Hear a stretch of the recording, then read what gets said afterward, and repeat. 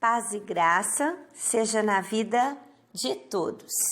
Hoje o nosso estudo continua no livro de Juízes, no capítulo 14. Eu tenho um título, O Casamento de Sansão. Sansão desceu até a cidade de Timna e ali viu uma moça filisteia.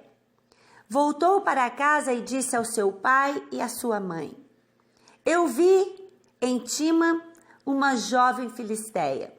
Peçam essa moça para mim, porque eu quero casar com ela. Mas o seu pai e a sua mãe responderam: Por que é que você foi procurar no meio dos filisteus aquela gente que não pratica a circuncisão? Será que você não podia achar mulher no meio dos nossos parentes ou entre o nosso povo? Mas Sansão disse ao seu pai: É aquela moça que eu quero, é dela que eu gosto. O seu pai e a sua mãe não sabiam que era Deus o Senhor, que estava orientando Sansão para fazer aquilo. Deus estava procurando uma oportunidade para atacar os filisteus que naquele tempo dominavam o povo de Israel. Aprendendo aqui com esses primeiros versículos, falando sobre Sansão, foi o juiz mais forte. Foi um juiz diferente porque o líder era sempre um líder militar que comandava um exército. Nesse caso único de Sansão, ele lutava com os filisteus sozinho. O Espírito Santo vinha, dava força para ele e ele lutava contra os filisteus. Isso aqui também já era uma diferença. Ele nasceu por um milagre. A mãe era estéril, como nós já havíamos dito, e ele teve que passar pelo voto do Nazireu. O voto do Nazireu está citado também em Números, no capítulo 6, ele traz 3 restrições importantes: não cortar os cabelos, não beber vinho, nem suco de uva, nem comer uva, nem as passas da uva, nada relacionado a uma videira, não tocar em cadáveres, não podia tocar em mortos. Esse era o voto de separação que o Nazireu faz, se consagrando a Deus. E nós vamos ver na vida de Sansão, muito retratada em filmes. Hollywood gosta muito de filmes. Eu mesma vi esses dias um filme novo, que o herói, falando da vida de Sansão, mas era um homem mais forte, mas dos juízes e dos líderes com mais problemas morais. Uma concupiscência, um egoísmo muito voltado para si e para o que os olhos podiam oferecer para ele, para tudo o que podia ser oferecido para ele. E ele começa aqui se apaixonando por uma filisteia. Mas como assim? Ele nasceu para combater os filisteus. E ele se apaixona, deixa os olhos dele encher por uma filisteia. Ele vai até os pais e pede os pais para pedir a mão dela. Interessante isso, porque já que vai fazer uma coisa errada mesmo, que não é da vontade de Deus, que não foi a aprovação dos pais, para que fazer parte das coisas certas? Não faz sentido algum. Parece que quer corrigir um erro fazendo um acerto no erro. Não faz sentido algum. Mas o pai pediu a mão dela em casamento e Sansão, então, ele desce a esta cidade para se casar com essa mulher, uma filisteia. No versículo 5 diz assim: Sansão desceu com seus pais até a cidade de Tima. Quando estavam passando pelas plantações de uvas de Tima, um leão novo veio rugindo para cima dele. Mas o Espírito do Senhor fez com que Sansão ficasse forte. Com as suas próprias mãos, Sansão despedaçou o leão como se fosse um cabrito. Porém, não contou nem ao seu pai, nem à sua mãe o que havia feito.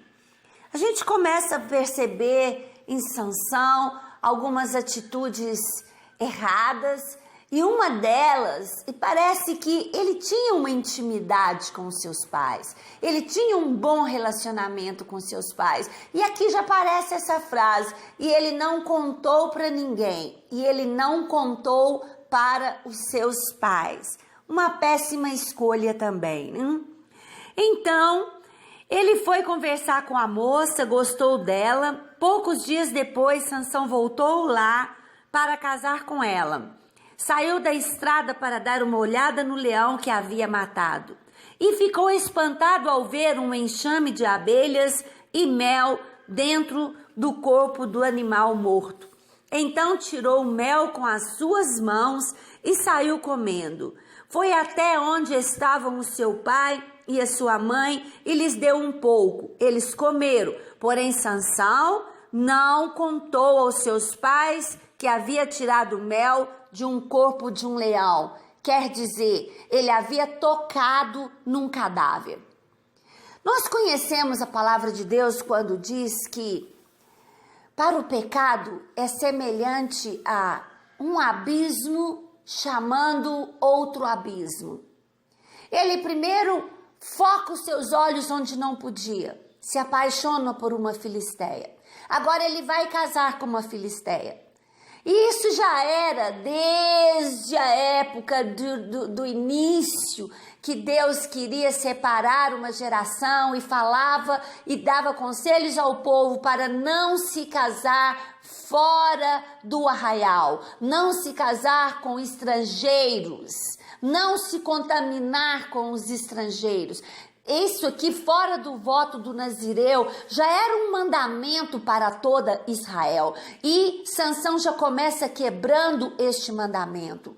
Depois, o Espírito de Deus vem, ele se torna aquela força, ele rasga aquele leão. Já vemos aqui a misericórdia de Deus, o Espírito de Deus agindo através de Sansão para proteger a sua própria vida.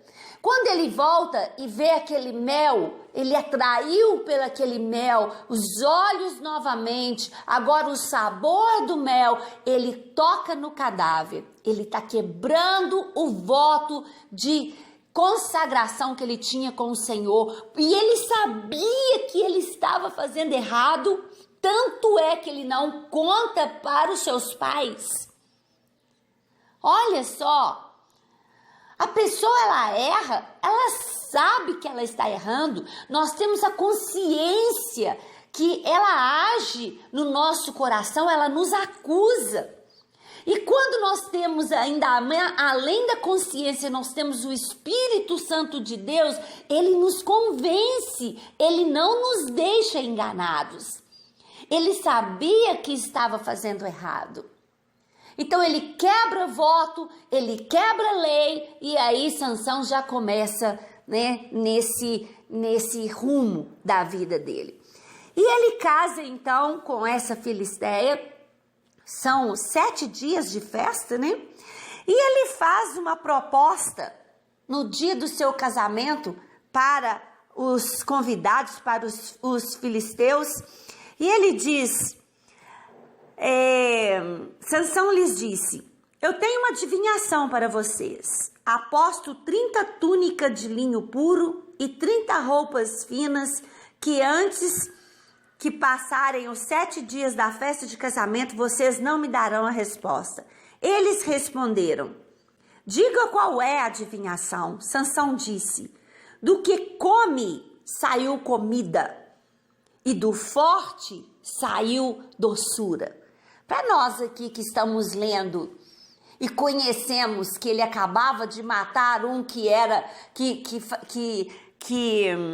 comia, ele é que comia, né? Ele é que matava e comia o leão, e que agora dele saía uma colônia ali, abelhas havia colonizado ali, e dali saía mel. Nós agora sabemos, mas para quem não tem noção do que tinha acontecido, era difícil demais de saber. E eles começaram então, passou 3 dias e nada, ninguém conseguia adivinhar, até que eles foram à esposa de Sansão e começaram a indagar: olha, você tem que nos contar, você tem que descobrir o que é. E ela faz pressão em cima de Sansão, aquela pressãozinha de sempre: você não me ama, senão você não me deixaria nessa situação, me conta. Então ele conta para ela conta para eles, e eles então chegam com a resposta certa no final. Assim, no 7º dia, antes de anoitecer, os homens da cidade disseram a Sansão: que coisa é mais doce que o mel? E o que é mais forte do que um leão? Sansão respondeu: se vocês não tivessem conversado com a minha mulher, não saberiam agora a resposta. Então, o Espírito do Senhor fez com que Sansão ficasse mais forte. E ele desceu até Asquelon e ali matou 30 homens. Tirou as roupas finas que eles vestiam e as deu aos rapazes que tinham respondido a adivinhação. Quer dizer, para cumprir o seu voto, né, a sua promessa àqueles que adivinharam, entre aspas, porque foi a esposa que contou, não foi o mérito deles, mas Sansão vai cumprir a sua palavra com violência, matando 30 pessoas, 30 homens, tirando deles as suas vestes e levando para aqueles que adivinharam.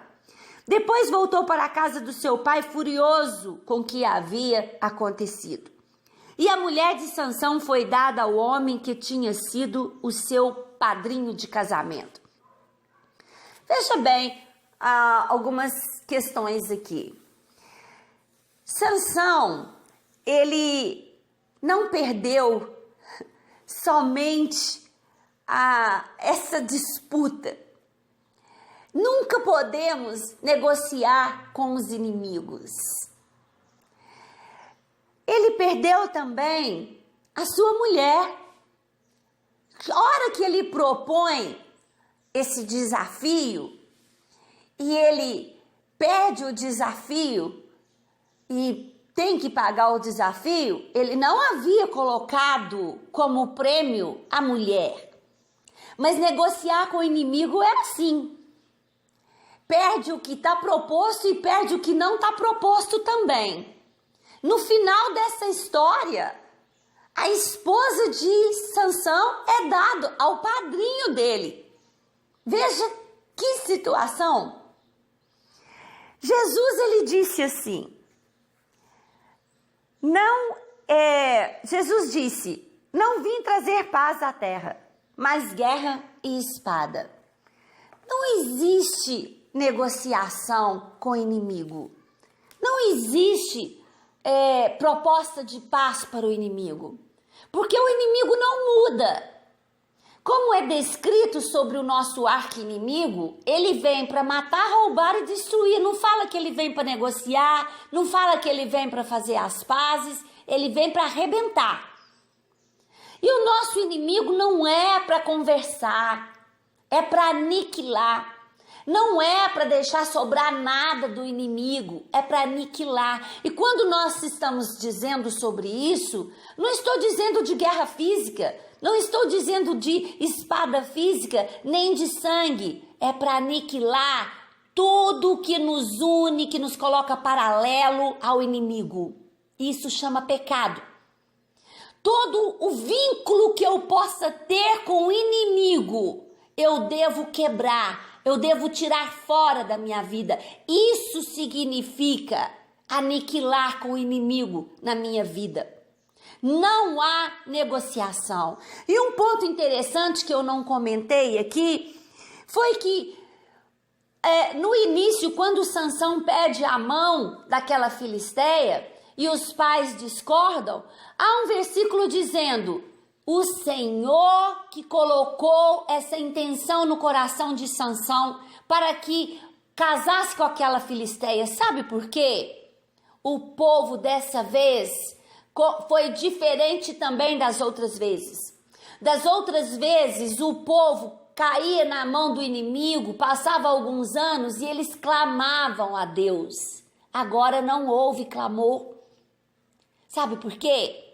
O povo estava acostumando, voltando novamente a ser escravo, se entregando aos costumes daquele inimigo, convivendo com ele, casando com ele, comendo junto com ele, adorando os seus deuses. Então Deus permite esse envolvimento de Sansão para mexer com os inimigos e colocar Israel em revolta contra os inimigos, porque nós não podemos nos amoldar aos padrões desse mundo, nós não podemos aceitar as coisas que esse mundo oferece. É guerra e não paz. Guerra é não aceitar, é brigar pelas coisas santas do Senhor, é nos manter em santidade, em consagração, o nosso voto para com o Senhor.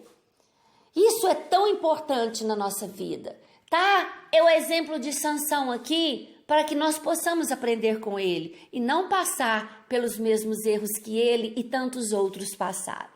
Amém? Fica essa palavra para a nossa meditação, em nome de Jesus.